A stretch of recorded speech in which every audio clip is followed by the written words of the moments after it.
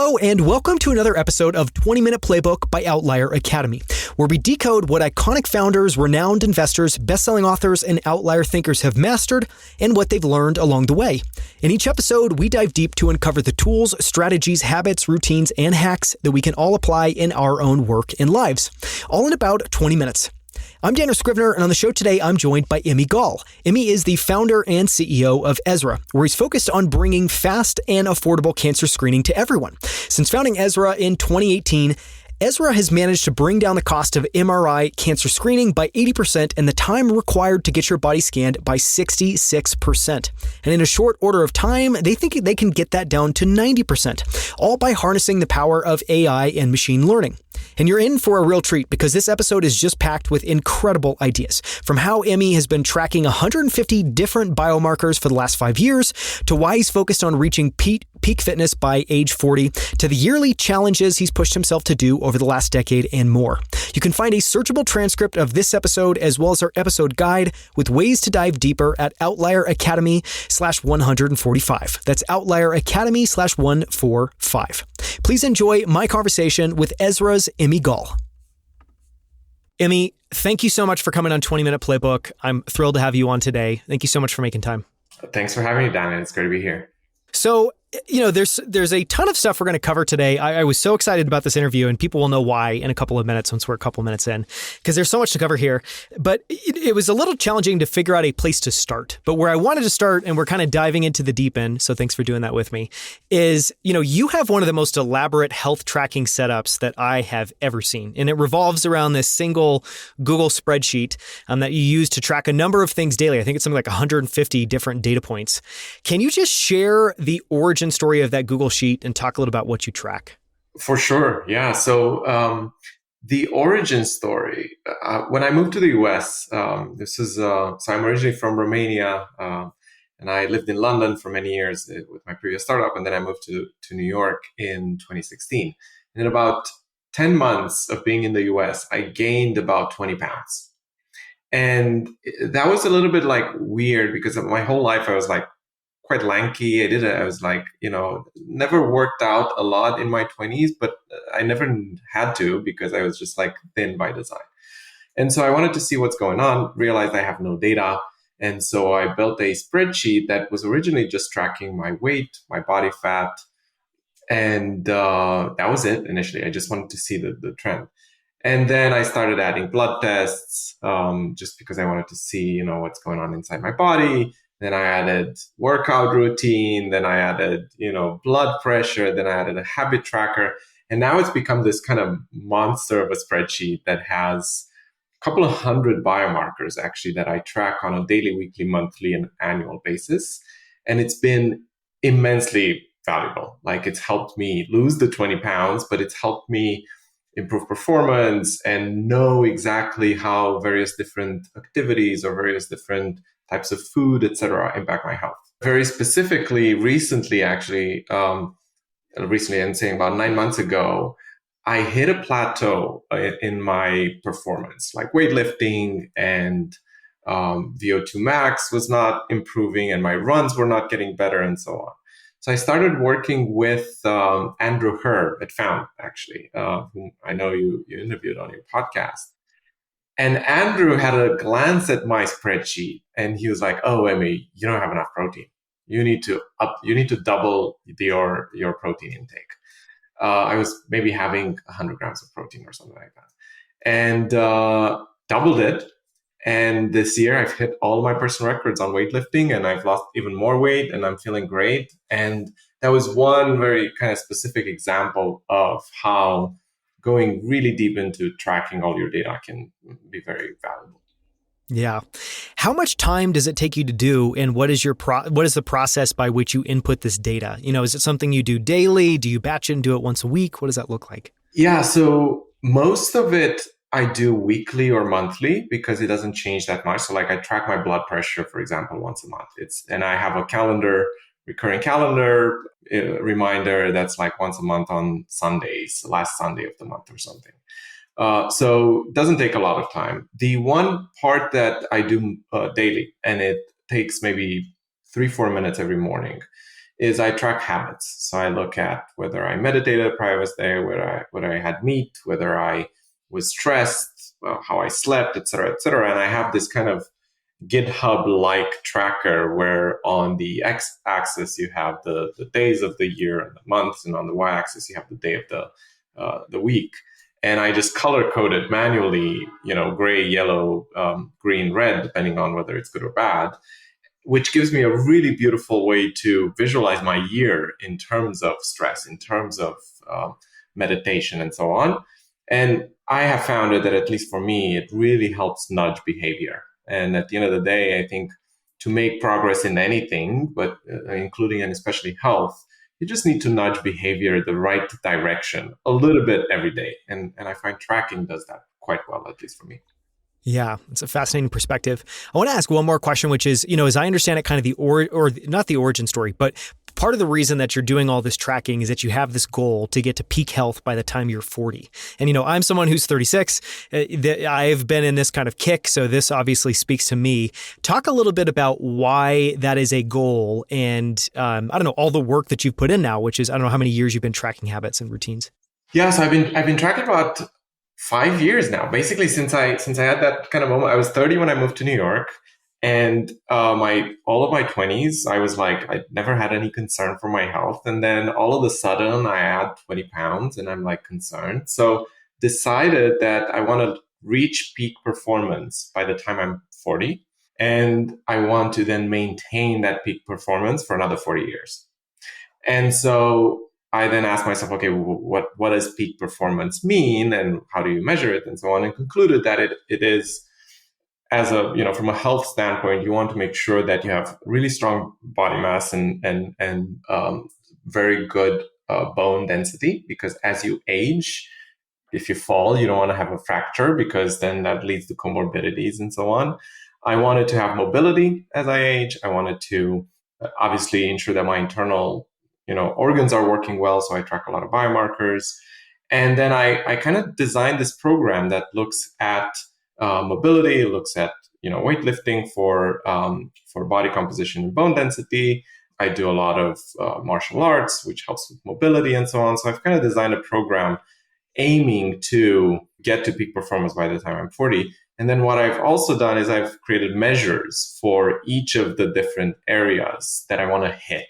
So basically, I obviously, for weightlifting, I want to make sure that I'm making performance and increasing performance. So I do barbell weightlifting and I measure the weight on the bar.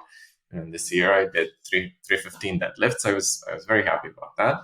I measure VO2 max for cardiovascular load, anaerobic threshold. I measure with the lactic threshold test and so on. And so that's the ultimate goal, reach peak performance by the time I'm 40. I'm 36 too. So I'm kind of like every year chipping away at adding more weight to the bar and improving VO2 max and so on.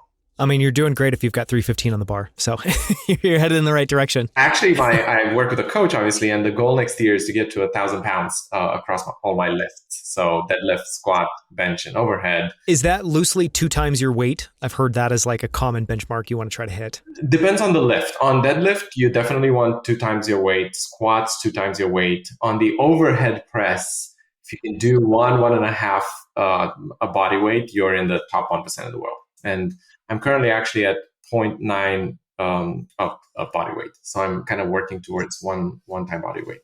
Amazing.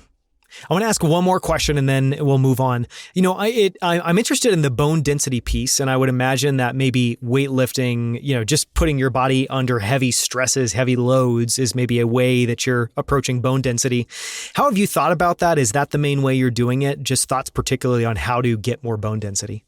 Absolutely. So there's actually a lot of research that shows that strength training, whether it's weightlifting with weights or whether it's body weight based and so on, increases bone density. And then because of what I do, which is offer scans for people to get a look inside the body, I also have very, very good measures of bone density because I get a DEXA scan every year. I get an Ezra full body MRI scan every year. And that gives me a lot of information about my body composition, and I can see over time that how that progresses. And actually, when I moved to the US, again, because in my 20s I didn't do a lot of like weightlifting and stuff like that, I did a DEXA scan, and my bone density was actually, I don't remember the exact number, but it was in the worst quartile, I think. And now the last DEXA scan that I did, which was in March of this year, I'm in the top quartile in terms of bone density. So I'm a big believer in applying experiments to yourself and then seeing if those experiments work, and then using data to determine how well they work for you. Yeah. It's a perfect segue into the next thing that I wanted to talk about, which is, for anyone listening, I would encourage you, whether it's now or later, to go to Emi's website and look at Emi Gal. So that's emigal.com/challenges. And one of the things that you've done since 2008, so for 14 plus years now, is you've done a yearly challenge, and you've documented all those on your website. And I'm just going to quickly read a little bit of copy because I think it does a great job of kind of framing up what it is. This is copy from your website. Outside work, I enjoy spending time with my wife and learning new things. To address the latter, I've taken on a new challenge every year since 2008. Some of the most challenging and interesting ones were sleeping 2.5 hours per day for 2 months, which sounds brutal. So that's polyphasic sleep. And then, reading a book per week and training my memory with a world memory champion. I'm going to ask a couple of questions about a few of the particular challenges, but just to start, talk a little about why you decided to do these and what the experience has been like to choose one of these each year. Yeah, it actually started very much as a joke. Back in 2008, a friend of mine, I was still living in Romania. I moved to the UK in 2009. And a friend of mine came to me and was like, hey, I want to try this thing. It's called polyphasic sleeping. I've read about it. It sounds amazing. We could basically have 22 hours of productive time a day. And the way you do it is you sleep for 1.5 hours during the night, and then you sleep for 20 minutes every 6 hours. And apparently in history, there have been some, Benjamin Franklin was a famous polyphasic sleeper. There's some kind of anecdotal evidence that Einstein might have been a polyphasic sleeper. And these are people who slept very, very little at different intervals during the day. So I tried it with this friend of mine. We did it together, and it didn't work. Like, it was brutal. For about a month, we basically got no sleep whatsoever, because think about it, your brain is used to sleep 7-8 hours. So it takes you like 20 minutes to fall asleep on a good evening. We would put our head down to fall asleep. It would take us like an hour to fall asleep. And then a half hour later, we'd have to wake up. And then we'd put our head down, 6 hours later to sleep for 20 minutes. And we couldn't fall asleep in 20 minutes. And so it was a brutal month. Second month started getting better, but it wasn't, I was like a walking zombie. It's just like, I wasn't getting the 22 hours of productive time that I wanted. However, I really enjoyed the attempt at something really challenging for the body. I used to drink a lot of coffee. I used to smoke back then. And to do this experiment, I quit both. And then I didn't take up smoking again. So I saw some very clear benefits from running this experiment. And I was like, you know what? I'm going to continue. So since then, every single year, I've run an experiment, and they've been wide-ranging and incredibly fun. Yeah, they've been all over the map. I mean, so you talked about, polyphasic sleep.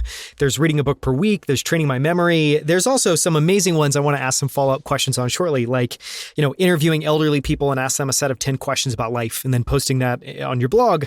One of the questions I wanted to ask is, so you've done a lot of these. If you had to recommend a single challenge to people listening, whether it's something to think about, something to attempt, even for a short period of time, is there one that you would recommend to others or recommend the most?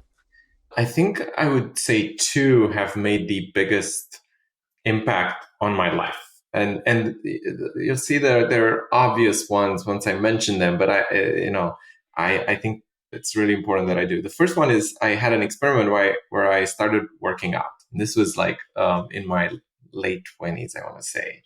And my goal was to work out every day for a year. And I think I worked out 6 days a week for a year. And what that did is it got me into this habit of working out. And that's been quite great. The other experiment that has made a huge impact was reading a book a week.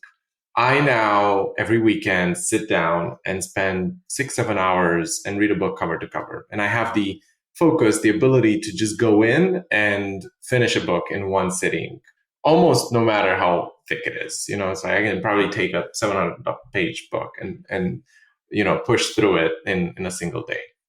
And having that ability means that I consume a lot of books, and I think consuming books is one of the best ways we have as a species to better ourselves. Yeah, that's well said. Is there anything that you learned? I just imagine, so obviously you're reading a book a week, you are training things, you're training your ability to focus for a long period of time. You're training your ability to just sit and just read and not get off track.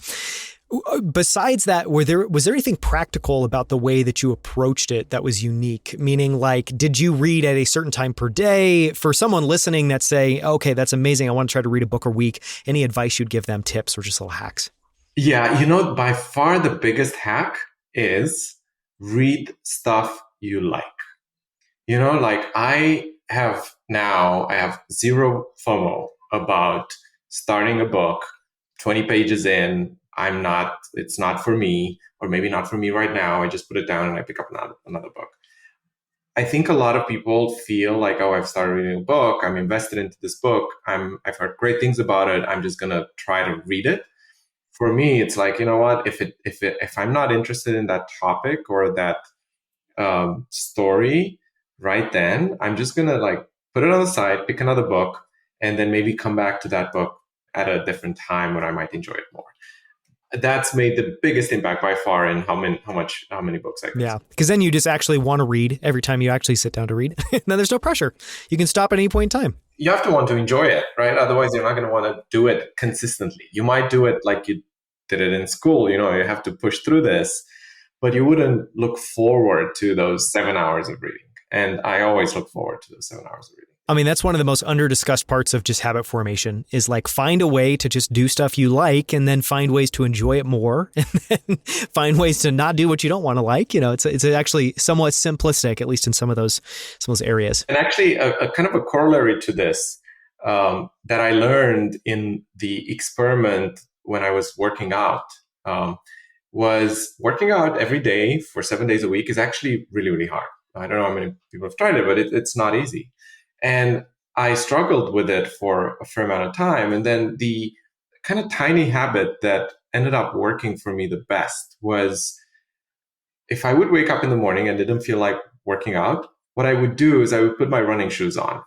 And I'd be like, if I don't feel like working out after this, I'm going to take them off, have a coffee, go on with my day. But obviously, 9 times out of 10, I'm like, oh, I have my running shoes on. I may as well just go out and work out. So I think that's very applicable to books too. Like just read the first 5 pages, and you'll notice that if it's something that you like, those 5 pages will turn to 50 and 100 and 500 before you know it, you've read the book. At least that's what happens to me.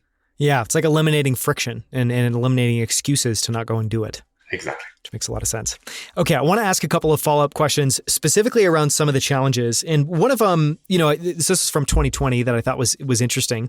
I've recently gone through this book and because I've read pieces of Antifragile. I finally did the exercise of like, I just need to go cover to cover. And I did enjoy it. But one of the things you did, I'm just going to read a little bit of what you described on your website that you did. So 2020, inspired by Nassim Taleb's Antifragile, I'm working on creating more anti-fragility in my life. To identify areas of fragility, I'm spending 2020 documenting all the major mistakes I've made. My hypothesis is that I will find patterns emerging, and those patterns will shine light on fragile areas I can improve.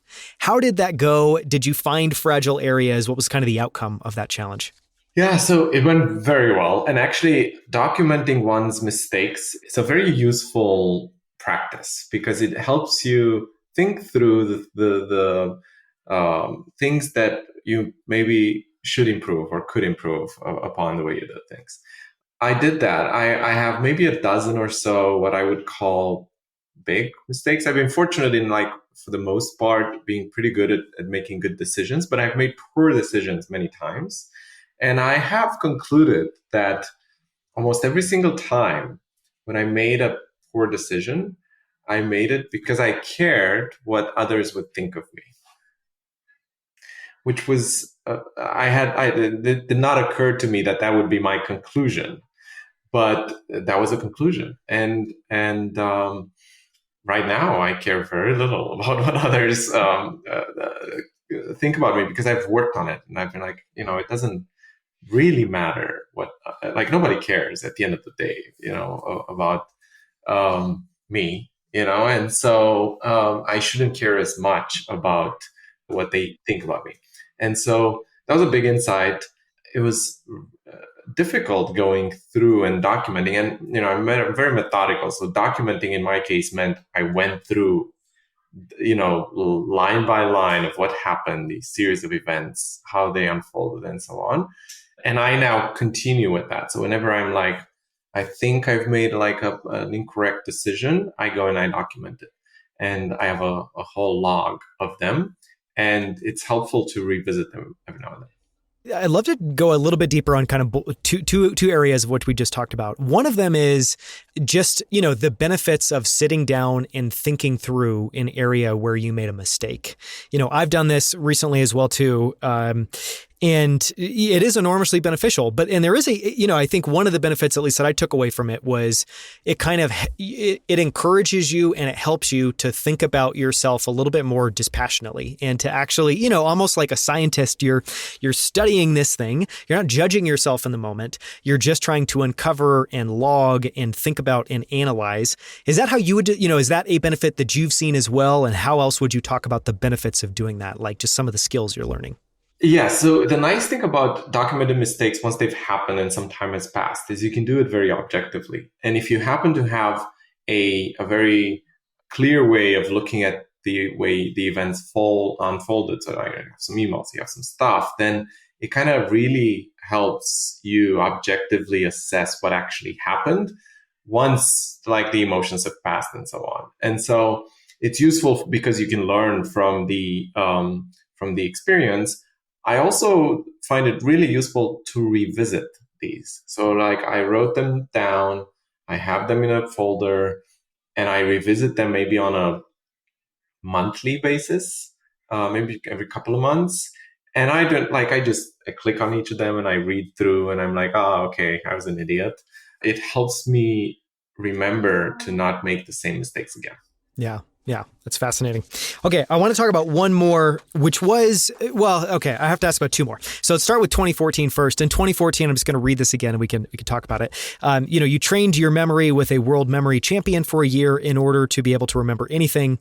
That was awesome. It was just the commentary you provided. The question that I wanted to ask is, I think people listening would be fascinated to hear a little bit about what does it mean to train your memory? What are some of the things you did there? And then, if you could give everybody a cheat sheet or one hack or one thing that's an effective tool to be able to do, is there anything you can share there? Any simple, easy tools? Yeah. So there's a story behind each of these experiments. And the story there was that I had forgotten to call my mom for her birthday the year prior, so like 2013. And I felt really bad about it. And my sisters told me the following day, I think, hey, you didn't call mom. And I was quite upset. And so I decided, you know what? I'm never going to forget stuff like that again. So made it my experiment for the following year, found this guy, Mark Channon, who is an incredible memory guy. And he was a memory champion in, I think, late 90s. He had a show on the BBC training people to improve their memory. And when I say train, I mean train in the most direct, way you can think about that, which is you have some strategies, as you do in anything, and then you just apply the strategies day in and day out, and you practice them until they become muscle memory. And an example that I'm sure a lot of people have heard of is the concept of a memory palace. So if I tell you to think of the road between your house and your favorite coffee shop, you will right now be able to picture it. Everyone listening will be able to be like, oh yeah, I see everything, every single building, every single sign, it's in your memory. A memory palace basically attaches something that you want to remember to areas in this memory palace. So let's say that you wanted to remember the first 200 digits of pi. There would be two steps to that. One, and I know because I used to recite the first 200 digits of pi just for fun at dinner parties. And there are two steps to being able to do that. The first one is for every number from 0 to 99, I used to have an image associated. So like, I don't know, number 53 would be an elephant.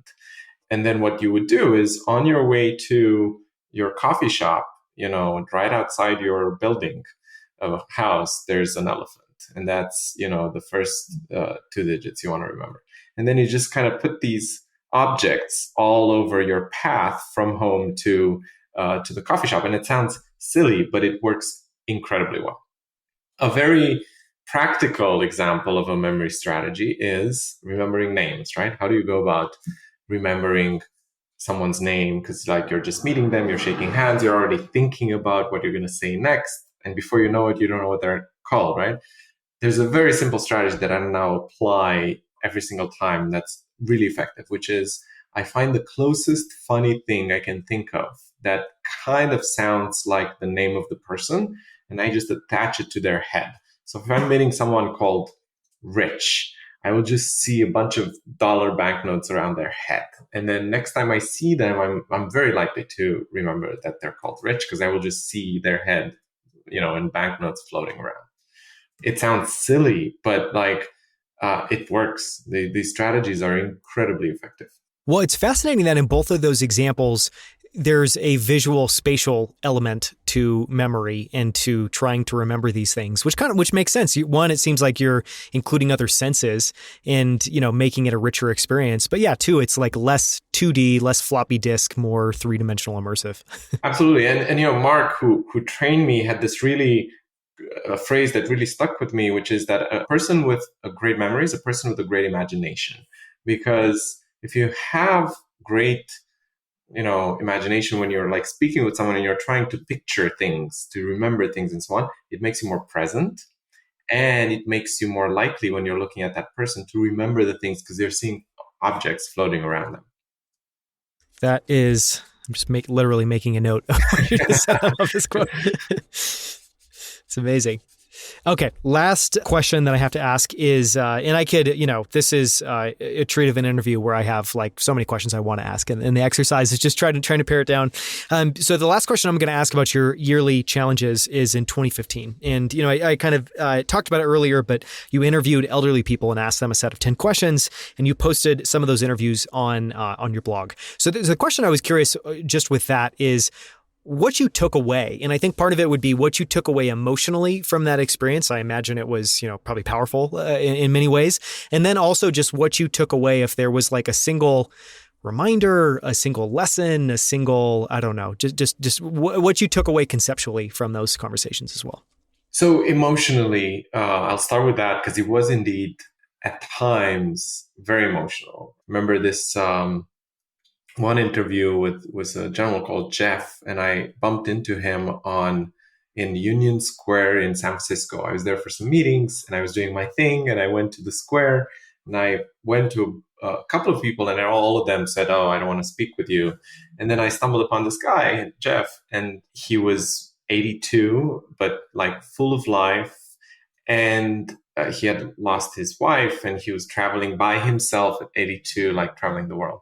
And he told me that the biggest thing that he learned from like 82 years of life is that it all goes in an instant, so that the emotional takeaway that I kind of often think about is how short life is actually. And then if you take that further a little bit, and think about events that you might have in your life. My dad's 74. He lives in Romania. I go to Romania twice a year in a good year. So that means I have another, 25, 30 times max to see my dad. That really puts the shortness of life in perspective. The kind of more interesting rational insights from speaking with all these folks were, one, I started with with some hypotheses when I started this experiment. And one of the hypotheses was that if you ask people at the end of life what mattered, none of them will mention money as it. They will all say, family and whatever. And actually, most of them said that money is very, very important because you cannot bring a family up. You cannot enjoy life. You cannot travel. You cannot do anything if you don't have money. And so it wasn't money for the purpose of having money, but it was money for being able to bring up a family and enjoy happy moments with family and so on. And that was a really interesting, it changed my approach to things. So I was like, okay, that makes sense. Let's make a bunch of money then, So whereas before I had a more ambivalent attitude towards it, then I was like, you know what, it's actually important to be able to afford things with your family. So let's focus on that. Yeah. I mean, I love that insight because one, it's controversial, or at least you wouldn't expect that that's what you would hear. And then two, it's, I think, to your point, depending on how you grew up, a lot of just people have very different perspectives on money. And what I mean by that is I've met a lot of people that view it very negatively. And I would say that has just viewing money as a negative thing, and viewing the pursuit of money as a negative thing, and viewing having money as a negative thing, obviously, shows up in a lot of areas of your life. So I also just love that it's a reframing of it's positive, but it's positive because it's fuel for life, not because you want to have it and be Scrooge McDuck and go dive through coins in your house. 100%. And actually, that's a perfect segue into the second thing that I learned that kind of was an interesting thing to see, which was none of these people, and I spoke with a whole bunch, regretted anything that had to do with work or career or profession or whatever. It was always to do with family and not spending enough time with family, or loved ones and not pursuing one's love. And it was always related, regrets were always related to people, not related to careers, which was a very interesting insight as well. Yeah, that's fascinating. So we will link to all these in the show notes. Again, if you're curious, if you're on your phone now or the computer, you can find these at emigal.com/challenges. Super cool. I'm so glad you put those online and we're willing to talk about those. So thank you. Okay, I'm going to switch tacks and go to some of the more traditional questions that we typically ask. And the one that I wanted to start with, we've talked about obviously tracking your habits. Before, we started recording, you were talking about a tool that you use called work cycles that maybe we can, put a nod in this answer. But the way I typically ask this is if people listening could shadow you for a day, from the moment you get up to the moment you go to sleep, as creepy as that might be, what do you think they would be most surprised by in terms of how you live your life or how you work or just any aspect of your day? I think that by far the thing that would be most surprising would be the insane amount of discipline that I put into my life. So I have I started a very high picture. I have three things that I want to kind of achieve in life. I want to contribute an important idea. I want to work towards an important goal. I want to have a happy life with my family. That's it. Those are three. That's what I'm working towards. To achieve those three, I kind of have every decade, I put together a plan. And then every year I look at my decade plan and I put together an annual OKR doc, basically. Then every month I set objectives for that month, and every week I set objectives for that week. And every day I wake up and I look at all of that stuff and I make a list of things that I'm going to do that day. Every day I also review my calendar and I go am I working towards these goals or not? Obviously I don't succeed, most days, but the process of going through and making sure that I'm working every day on something that is important to me creates a lot of accountability, kind of self accountability. And then I'm very disciplined towards that. So I run my, meetings. I'm never late and I'm never 1 minute over my meeting because they're always stacked back to back. This year I'm doing an experiment. I'm not drinking, for example, because again, I wanted to kind of further enhance this performance and ability to be very, very disciplined.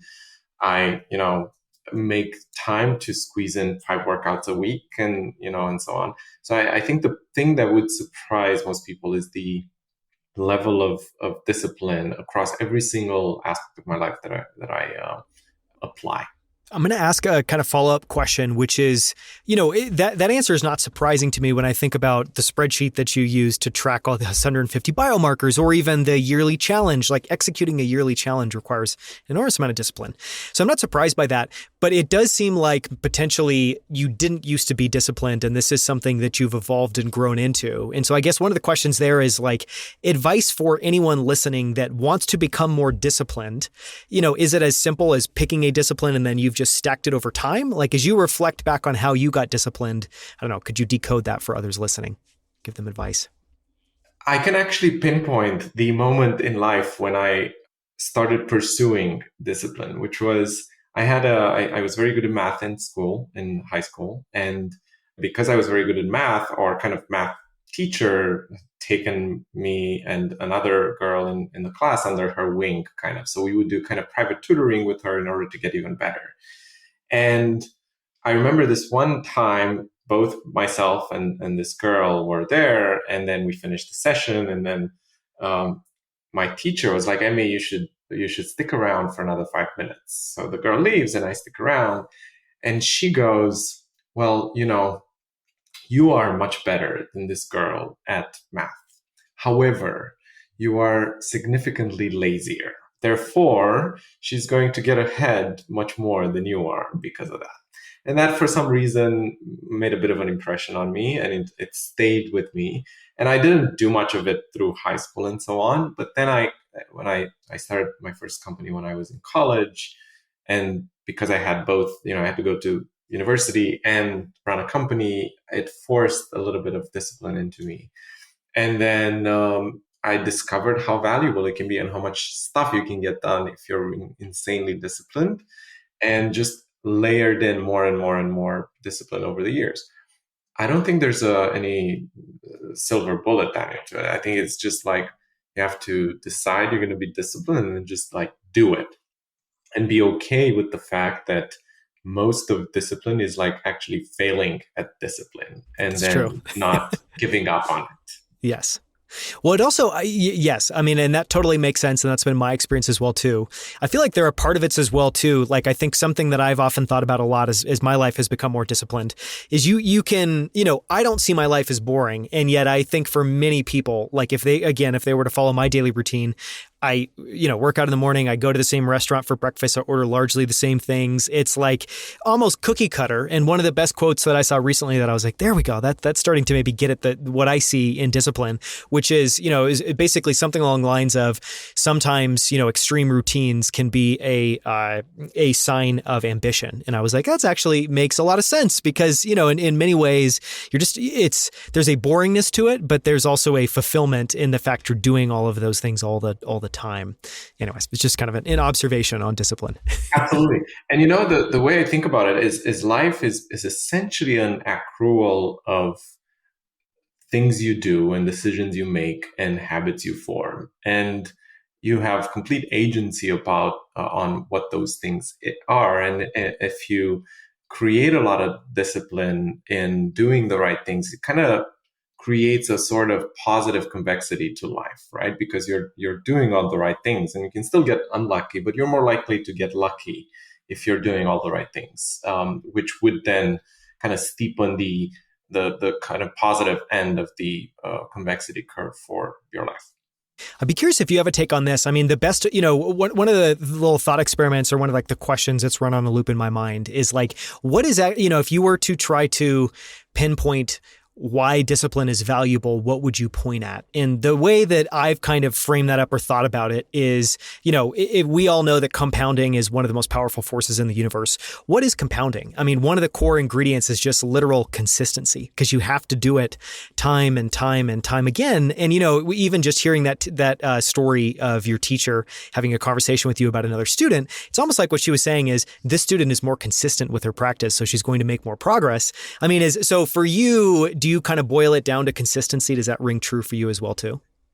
I couldn't have said it better. I think compounding is the most powerful force in the universe. That everything compounds positively or negatively, and therefore you want to compound positive things. And I think one hack to get there is discipline. Yeah, that's well said. Well, I want to ask a couple of closing questions. And one of them, so you had a challenge for a year where you read a book a week. You now, regularly sit down over the weekend and read. So one of my questions is just really simply, what books that you have read have had an outsized impact on you? And these can be fictional books. These can be books about business. When I ask that question, when you think about books that have had an outsized impact or that you just regularly recommend to others, what comes to mind? Yeah, the one book that I recommend to everyone that has made a huge impact on me is Antifragile by Nassim Taleb. And that book, and I've actually now read all of his books multiple times. And that book has really made me look at my life in a very different terms than I did before. And I'm an entrepreneur, I'm an optimist, I'm a risk taker, but that book has kind of helped me layer in the concept of expected value and the concept of, okay, you're taking risk, but the risk should be high enough that it has a big impact, but not so high that you can go bust in whatever, not financially bust, but in whatever endeavor you're taking. And so I'm a huge fan of Antifragile and Taleb himself.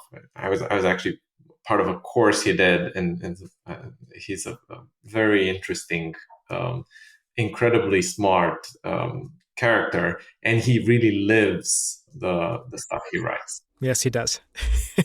Yeah, he does. And if anyone's curious about that, just go follow him on Twitter. Exactly. Yeah. And one of the best things I think that you could say about him, or the thing that I would say about Nassim Taleb, is he's a provocative thinker. I think there's there's like deep thinkers, there's, strategic thinkers. I think he's someone that just has very provocative thoughts, meaning he comes to conclusions that has insights that I don't think anyone else would get to.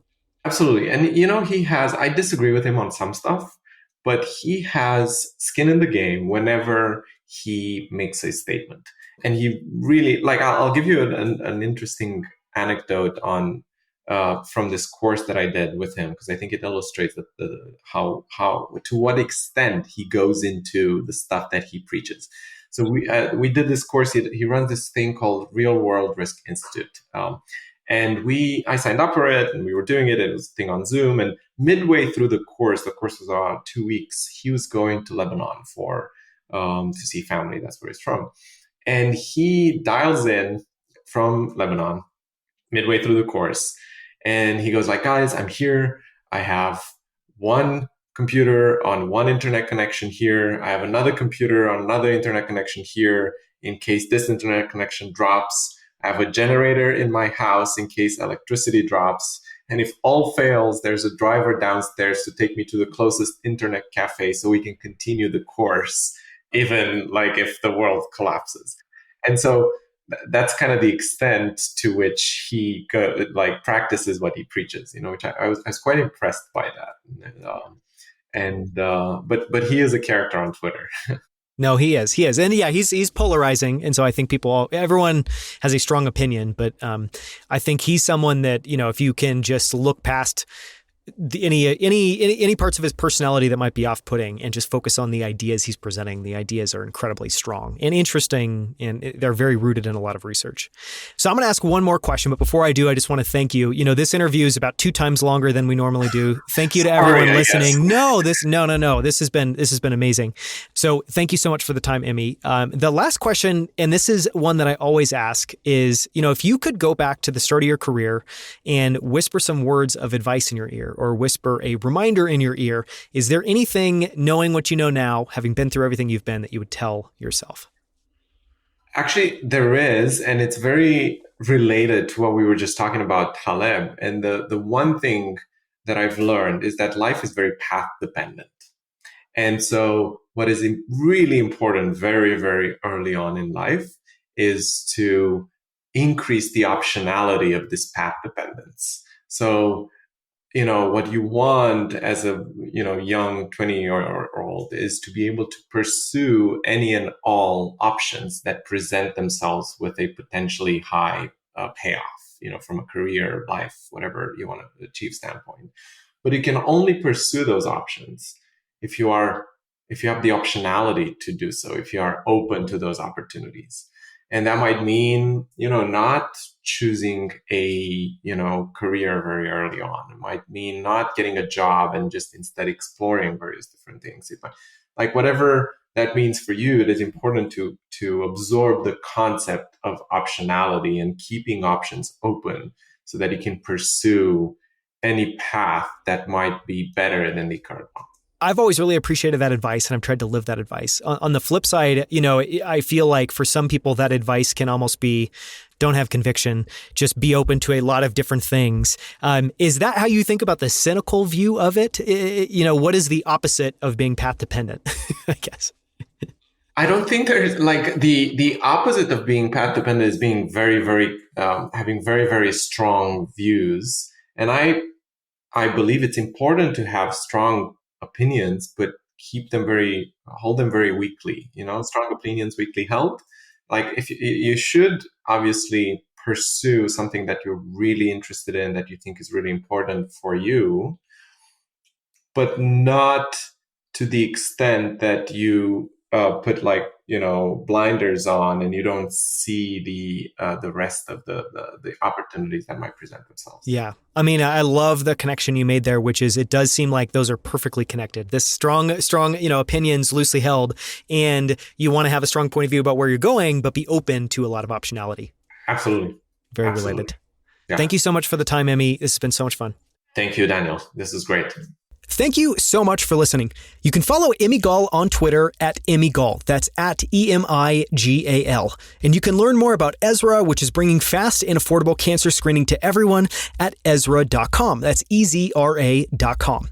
You can also find a searchable transcript of this episode as well as our episode guide with ways to dive deeper into the topics we explored today at outlieracademy.com/145. That's outlieracademy.com/145. For more from Emi Gal, listen to episode 146 where we decode how Ezra has brought down the cost of cancer screening via MRI by 80% and the time required to get screened by 66%. All by harnessing the power of AI and machine learning. We cover how the cure for cancer already exists and why it's early proactive detection, as well as the incredible technology behind Ezra's approach to cancer screening. You can find that episode at outlieracademy.com/146.